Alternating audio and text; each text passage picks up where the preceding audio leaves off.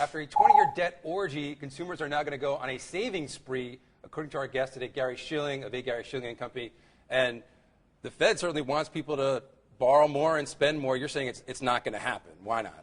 I don't think so, because consumers have been relying on borrowing one way or the other to fund their spending growth for now really 25 years. I mean, in the 80s and 90s, it was stock appreciation that they tapped and to send the kids through college, early retirement, et cetera, et cetera. And then seamlessly, when stocks fell apart early in this decade, house appreciation took over. And people have been relying on that. Well, the game is over, and as we look at the consumer balance sheet, there's nothing really left there that they can borrow on, so they have no choice but to save. So after 25 years of borrowing and spending binge, they're going on a saving spree.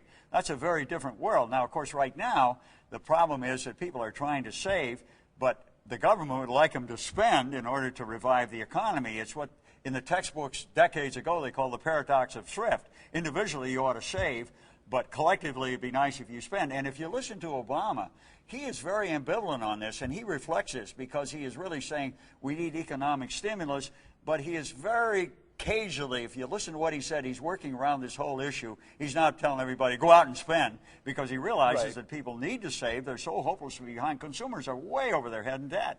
So as we look back on the 1990s and the early 2000s from the vantage point of a few years hence, are we going to look back on it the way people look back on the 1920s, where it was this gilded age of out-of-control spending and prosperity that ultimately turned out to be an illusion? Is that effectively, and we're going to have this new age of frugality? Yeah, I think we are. And of course, you have a lot of driving demographics for saving. The post-war babies now are in their peak earnings ages, the 50s, early 60s. That's when people have their peak career earnings. Their kids have left home. They've taken their tuition payments with them. If they're like my kids, they don't have as many smashed-up cars to replace, so they can save, and they need to save. The average post-war baby household, people in their 50s, have savings of $89,000, financial savings. Their annual income is $91,000. In other words, they don't even have 1 year's income saved. They desperately need to save, and I think they will from here on out. Right, and obviously people's 401ks have just been plummeted. Oh, yeah, absolutely, yeah. You're by what's right. going on this year, and so that's all the more reason that they're going to be saving even more. Absolutely. And so people at retirement or just facing it really are going to be pulling in the reins. Absolutely, absolutely, and it means that discretionary spending is what's up for grabs, and and it's not just cars and cruises and appliances. It's things like people are drinking tap water rather than bottled water. They're buying generics and house brands rather than national brands when they go to the supermarket. If they eat out, they're not eating out as much, but they go to McDonald's. They don't go to white tablecloth restaurants. So it's amazing how the ingenuity that people are showing in terms of not reducing their lifestyle that much, but by cutting back the frills.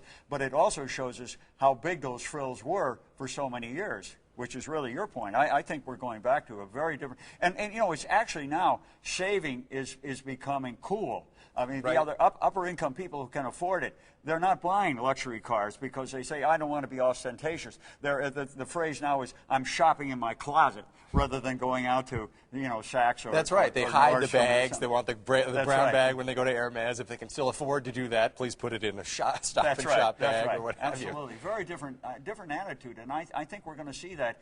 And it's making a virtue out of necessity in part, but it also, trends come and trends go, and I think this is a new trend. And to put it in a positive light, there is this concept when people get fat and lazy and undisciplined and so forth, there are lots of opportunities to just get back in shape and get tough. I mean, do you think America comes out of this on the other side much stronger?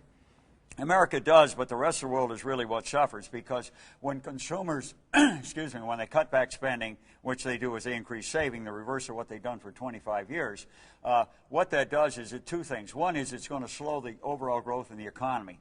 If we go from what has been a 0.5% decline in the saving rate per year, in other words, spending has grown 0.5% per year on average faster than incomes have grown. That's added about a third of a percent to GDP growth per year.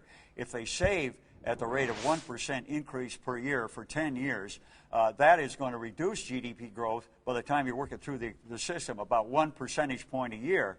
Let's go from 3.3% over the last 20 years to 2.3, just that one area.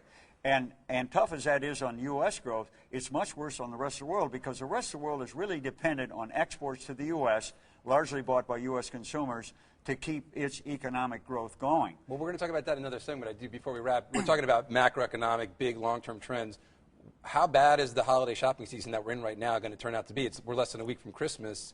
Is anybody shopping? I mean, are these retailers just in dire straits here? Well, the talk is now that they're going on a huge markdown campaign because a lot of this Christmas merchandise, obviously, you sell it now or the stuff goes to the deep discounters. So, but it does look like it's a disaster for retailers over Christmas. And, of course, we've already seen that in the employment numbers. And this is one of the things about this. You know, when you cut back on spending, then you cut back on employment, which reduces people's ability to spend because they have less income. Retail employment has been one of the big losers in recent months because retailers have seen the footprints on the ceiling. They've been cutting back. That's the paradox of thrift right there. That I'm talking about. All right, Gary, thanks very much.